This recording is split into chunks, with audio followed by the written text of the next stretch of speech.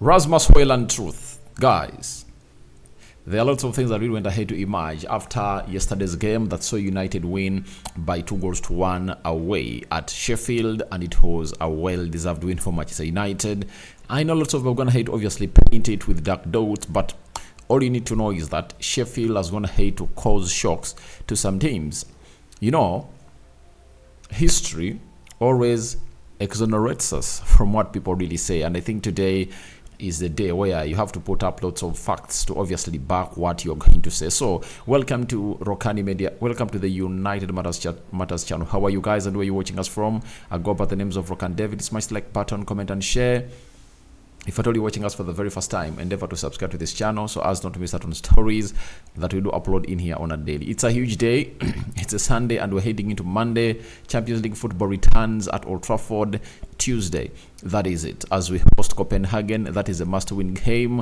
Tomorrow is really going to be a hard day for Erik ten Hag to obviously reveal to us obviously who is fit and obviously who is coming in through to play a part into this beautiful game of football. So guys, I really thank you for everything you've gone ahead to put up, especially your energy and how you've gone ahead to obviously give us the best that we deserve as a team of this channel. And we thank God for the gift of all the Muslims. Barakallahu fikum. We are talking Sir Charlton, what Ten Hag, Hag Maguire, Diego Dalot had to say about him after he really died. One of the players that transformed Man United on and off the pitch. He is the greatest ambassador, as Gary Neville has gone ahead to say, because what he did on the pitch is really very, very, very surprising. Now, let's see close to 100 likes on this video, right? Because we want to see this video trend, and don't forget to subscribe. Now, there is Ruud Gullit. I think was playing for Chelsea. He has said they are not really looking for him, and he's in areas where you can see him. There are too many players who want to score on their own, who cut into the middle. The scorers need to score goals. If he's happy in the team, it makes a huge difference to the others. I also really believe with him that this man is really very, very isolated. He's very isolated. That is Rasmus Hojlund, especially when it comes to how these chances are really created for him. I think yesterday, I saw Marcus Rashford create him 2 chances. The third one, Rashford was not aiming at passing that ball to him, he was aiming at a shot, deflects off a player, and it finds Rasmus Hojlund in a well-positioned place, and obviously he forces the goalkeeper to make a very brilliant save. So he's right, and this is one of the things we've been seeing and obviously talking about very many times here, that Rasmus Hojlund is isolated, because for any striker he needs to be getting a minimum of 3 chances per game. Like we played against the side of Sheffield, you know, he needs to be getting those 3 chances, you know, minimum every game. And if at all he doesn't put the ball in the back of the net, then he'll be blamed. But all I understand is that the more you give him that ball, the more Rasmus Hojlund will obviously get into the area and obviously score. When you look at the goal he scored against San Marino at the international break when Denmark was beating San Marino by 2-1, it shows you exactly that he can create something from nothing. He can produce a moment of magic, provided you get him that ball into the 18 yards box area of the opponent. That is Rasmus Hojlund for you, and I think this is something that Erik ten Hag the players should work on to obviously get him better. But all this goes to the board of Man United, because they knew that Erik ten Hag wanted players to start with in the preseason, and they didn't bring Rasmus Hojlund in the preseason. You know, they brought him when he had already. Rasmus Hojlund came in through when the preseason in USA had really come to an end, and we came here and played 2 games where you couldn't feature. That is Rasmus Hojlund. So the problem is the Glazers. In fact, we shouldn't be blaming anyone right now, even the players of Man United, because Rasmus Hojlund is like he's having a preseason at Manchester United. When you look at his stats, ever since he came in through at the club of Man United, he played his first game against Arsenal, right? He played his first game against Arsenal, and he has gone ahead to play 6 Premier League games, though he has no goal and assist, you know, and 2 UEFA Champions League games, you know, plus 1 EFL Cup. Those are how many? They are 8. There are 9 games. Now let me count you the number of games that we played into the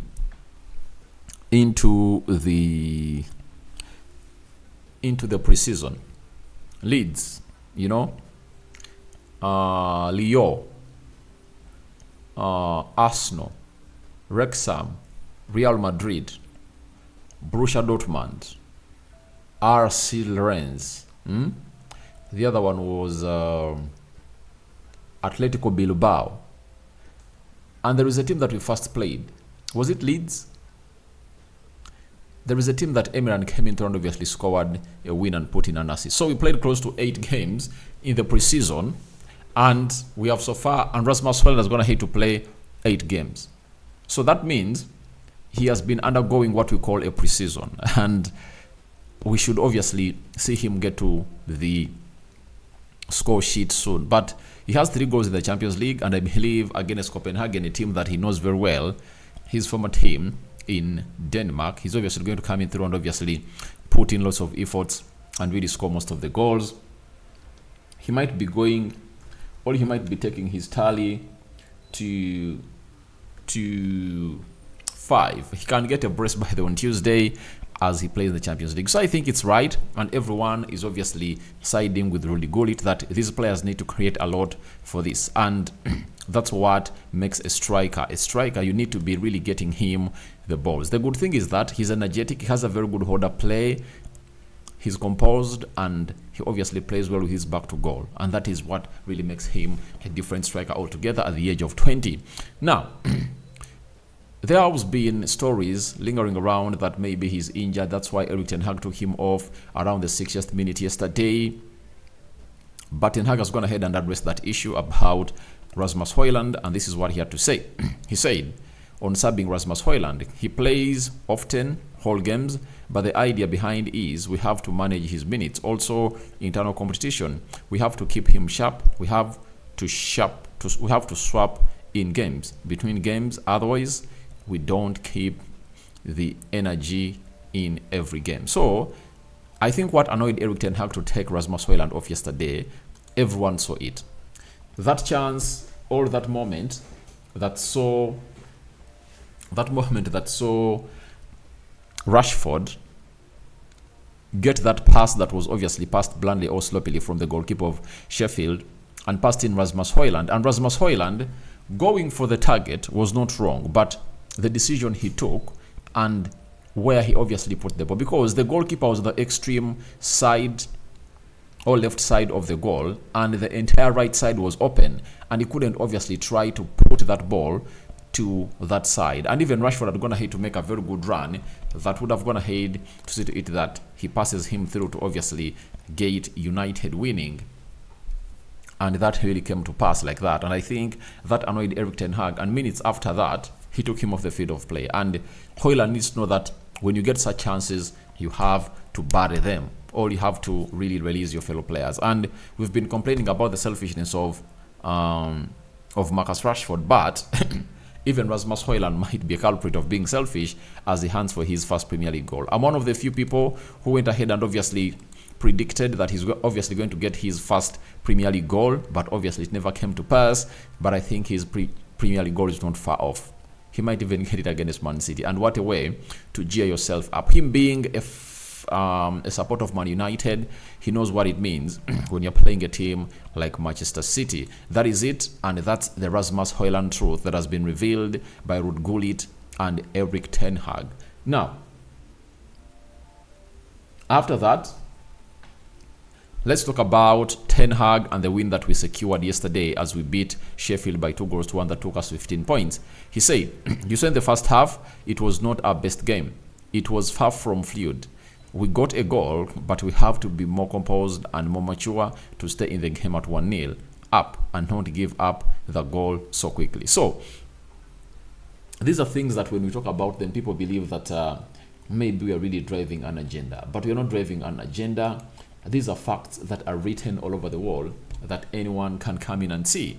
For Erik ten Hag to obviously come up and say this, that we should keep ourselves more composed in the game, that is really something that everyone needs to know about what a team like Man United is all about.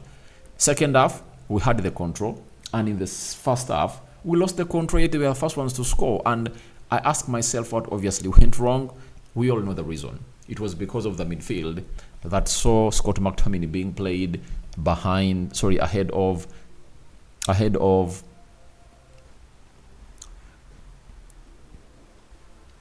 that saw him being played ahead of what's the name of that guy? He was being played ahead of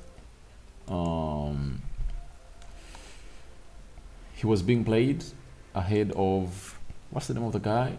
The guy is called Bruno Fernandes, and he was being played ahead of Bruno Fernandes and Amrabat Sofian. So that was really abysmal. Though Scott McTominay got us a goal, but I think he was played out of position. And Ten Hag has been trying this out a lot for very many times, but I don't really agree with him that Scott McTominay should be played ahead of the double pivot. He should be in the double pivot if at all he wants to get played. So that is it that Erik Ten Hag complained about, and I think you saw it when Eriksen came on through. The control really took a different shift altogether in the direction of Manchester United, and you saw to it that everyone was really getting that ball.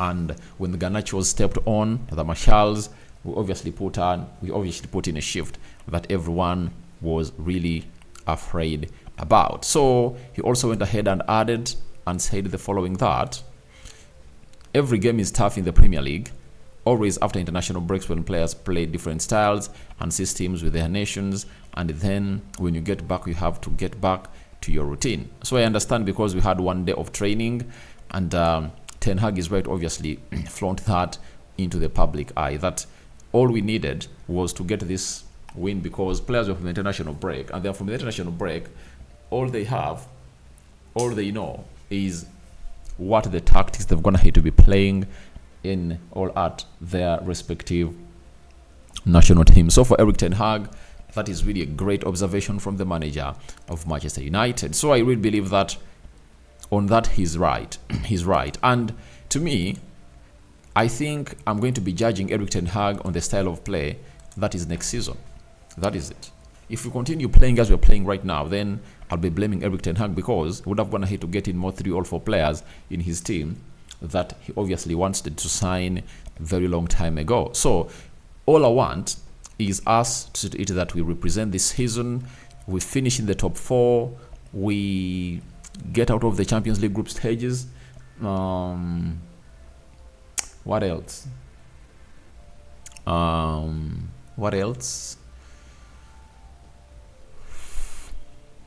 Maybe we lift a trophy again.